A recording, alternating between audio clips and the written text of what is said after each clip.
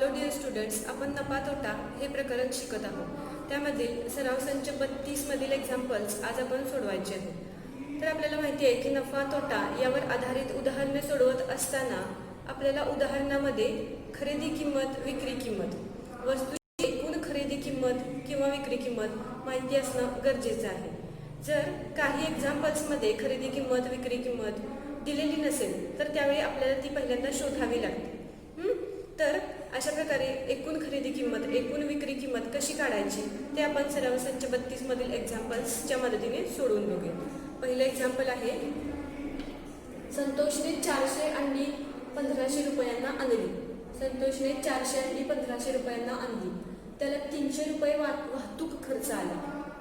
त्यातील 50 अंडी फुटली व राहिलेली अंडी त्याने 5 रुपयास 1 याप्रमाणे विकली. तर या व्यवहारामध्ये त्याला फायदा झाला की तोटा व किती?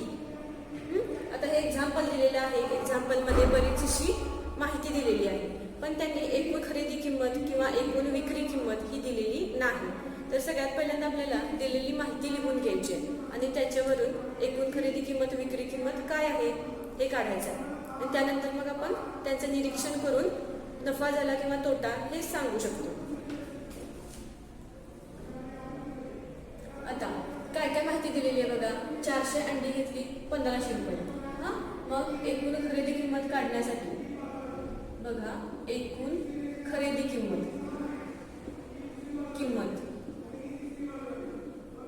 बरोबर काय असणार आहे? 1500 रुपयाला त्यानं सगळी अंडी खरेदी केलेली आहे. आणखी त्याला वाहतूक खर्च देखील आलेला आहे. किती आहे तो? 300 रुपये. मग या 1500 मध्ये वाहतूक खर्च देखील आपल्याला ऍड करावा लागणार आहे. 1500 अधिक 300 म्हणजेच त्याला एकूण खर्च किती आला? 1800 रुपये. 1800 रुपये त्याला काय आला की एकूण खर्च आला. म्हणजे त्याने सगळं जी खरेदी केली, अंडी खरेदी केली, ती अंडी आणण्यासाठी वाहतूक खर्च आला, तो सगळा यामध्ये ऍड करून किती मिळाला आपल्याला? 1800 रुपये. म्हणजे त्याची एकूण खरेदी किंमत किती झाली? तर 1800 रुपये. त्यानंतर त्याने एकूण अंडी किती आणली होती? 400. 400 मधील 50 अंडी फुटली. एकूण आता अंड्यांची संख्या आपण काढू. त्याने विकलेल्या अंड्यांची संख्या काढूयात, म्हणजे त्यावरून आपल्याला एकूण विक्री किंमत काढता येईल. अंड्यांची संख्या,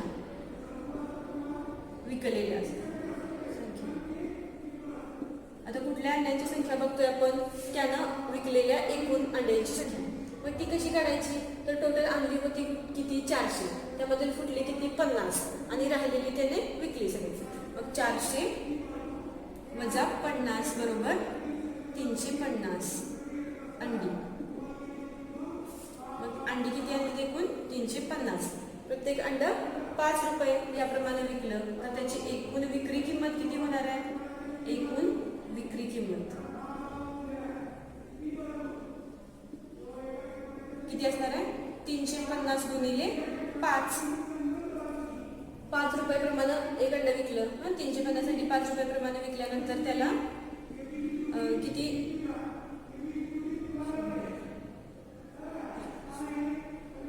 1750 रुपये. त्याची एकूण विक्री किंमत किती झाली? 1750 रुपये. म्हणजेच इथं आपण जर ऑब्झर्व केलं तर आपल्या लक्षात येईल की विक्री किंमत जी आहे ती खरेदी किमतीपेक्षा काय आहे? कमी आहे. म्हणजेच या व्यवहारामध्ये संतोषला काय झाला? म्हणून या व्यवहारात संतोषला तोटा झाला.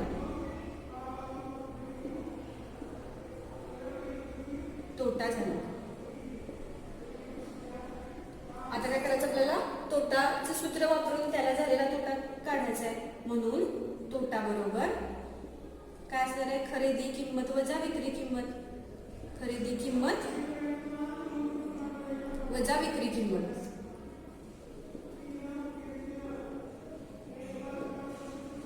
खरेदी किंमत किती आहे? 1800 रुपये वजा 1750 रुपये. म्हणजेच किती झाला? 50 रुपये इतका त्याला तोटा झाला. शाब्दिक उदाहरण आहे. वाक्यात हे जे आलेलं उत्तर आहे ते आपण पुन्हा वाक्यामध्ये लिहूया. म्हणून संतोषला 50 रुपये तोटा झाला. लक्षात आलं? अशा पद्धतीनं आपण जर खरेदी किंमत विक्री किंमत दिली नसेल तर ती स्वतः शोधायची आहे दिलेल्या माहितीच्या आधारे. तर नंतर नेक्स्ट एक्झाम्पल आहे, अब्राहमनी 50,000 रुपयांचा माल खरेदी केला. 50,000 रुपयांचा माल खरेदी केला. तो माल आणण्यासाठी त्यांना 7,000 रुपये वाहतूक खर्च द्यावा लागला. किती? 7,000 रुपये वाहतूक खर्च द्यावा लागला. त्यांनी तोच माल जो आणलेला सर्व माल आहे तो सर्व माल त्यांनी 65,000 रुपयांना विकला. 65,000 रुपयांना विकला. तर त्यांना या व्यवहारामध्ये तोटा झाला की फायदा आणि किती? तर बघा, दिलेल्या माहितीमध्ये आपण एकूण खरेदी किंमत लिहायची आहे. एकूण खरेदी किंमत विक्री किंमत माहिती असल्याशिवाय नफा झाला की तोटा हे आपण सांगू शकत नाही.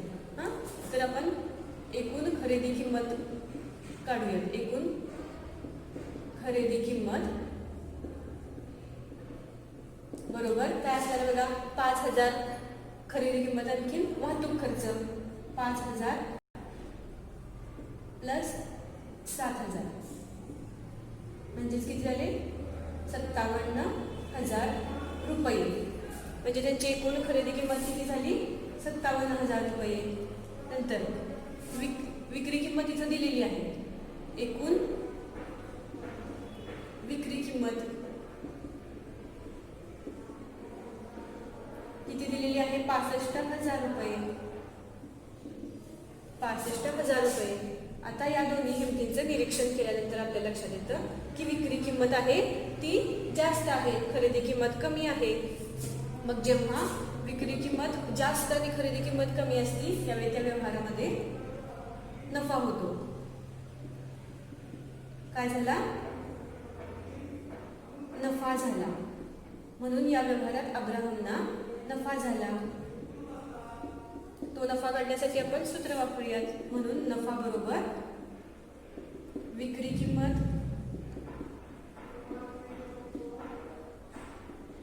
वजा खरेदी किंमत.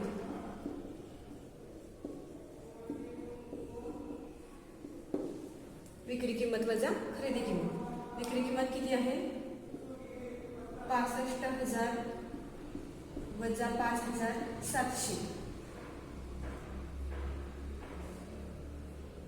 सॉरी 57,000. त्यानंतर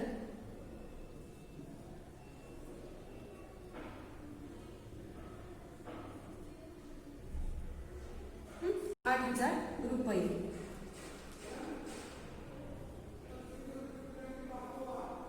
म्हणून काय असणार आहे? शेवटी वाक्यामध्ये आलेलं उत्तर पुन्हा लिहायचं आहे. अब्राहमना 8,000 रुपये नफा झाला. अशा पद्धतीने तुम्ही एक्झाम्पल्स सॉल्व्ह करायचे.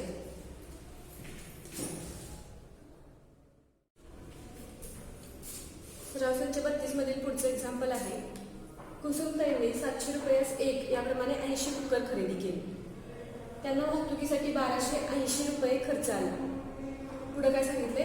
त्यांना 18,000 रुपये नफा हवा असल्यास प्रत्येक कुकर त्याने किती रुपयास विकावा? इतकी सगळी माहिती एक्झाम्पल मध्ये दिलेली आहे.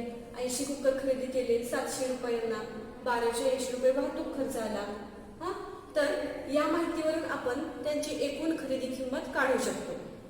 सगळ्यात पहिला आपण एकूण खरेदी किंमत काढूया. एकूण खरेदी किंमत बरोबर काय असणार आहे? 700 गुणिले 80 किती येणार बघा? 56,000. 7×56 वरचे 3 शून्य. 56,000 रुपये. आता या 56,000 मध्ये पुन्हा वाहतुकीचा खर्च ऍड करा. 1280 रुपये. 1280 रुपये. मग त्यांचा एकूण खरेदी किंमत काय असणार आहे?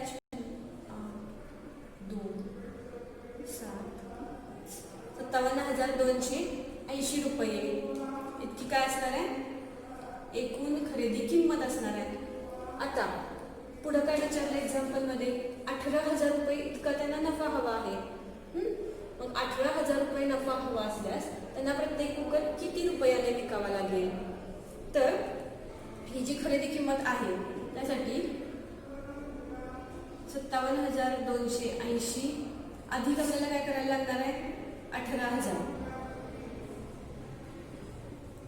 18,000 किती आन्सर मिळते बघा? 8, 2, 15, 7 75,280 रुपये इतकी त्यांची एकूण विक्री किंमत असायला पाहिजे. हा म्हणजेच ही आपल्याला काय मिळाली? विक्री किंमत, एकूण विक्री किंमत.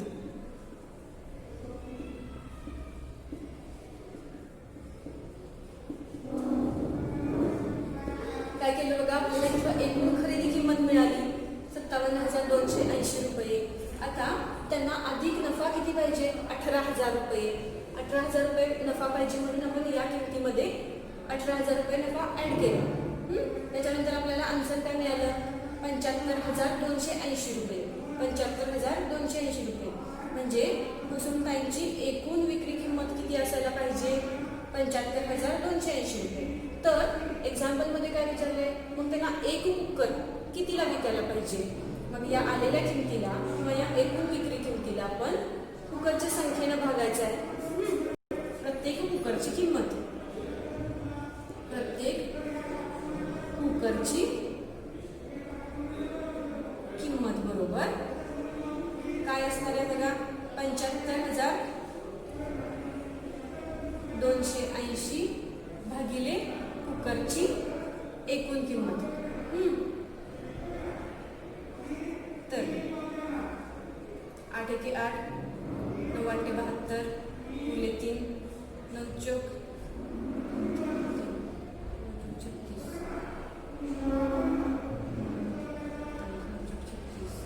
941. तर 941 आपल्याला आन्सर मिळते. म्हणजे त्यांनी प्रत्येक कुकर हा 941 रुपयांना विकायला पाहिजे.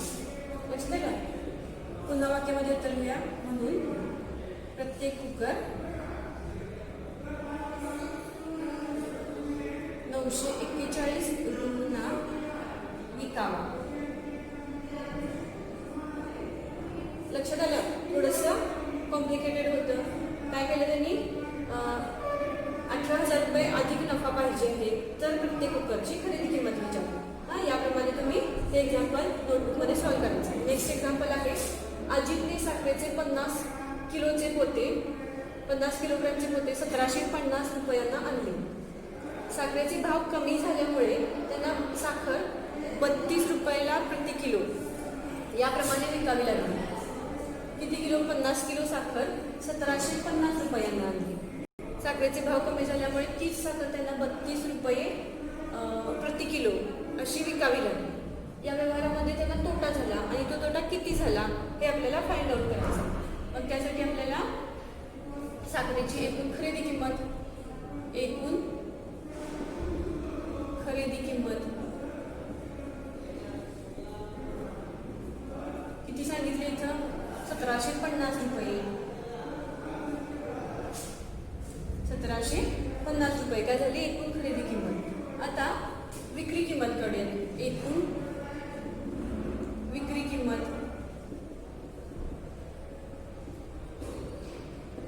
किती आहे? एकूण विक्री किंमत बघा 32 गुणिले 50. 32 गुणिले 50. 50 किलो साखर आहे, 32 रुपयाला प्रति किलो याप्रमाणे विकायची आहे. किती असणार आहे?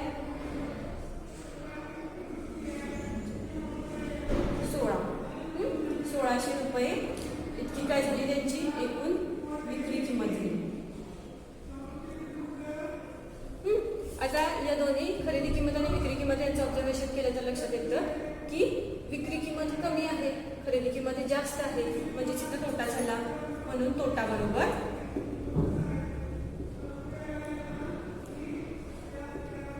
खरेदी किंमत वजा विक्री किंमत.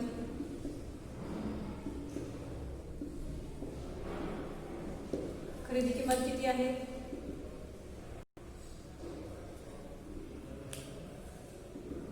1750 रुपये वजा 1600 रुपये.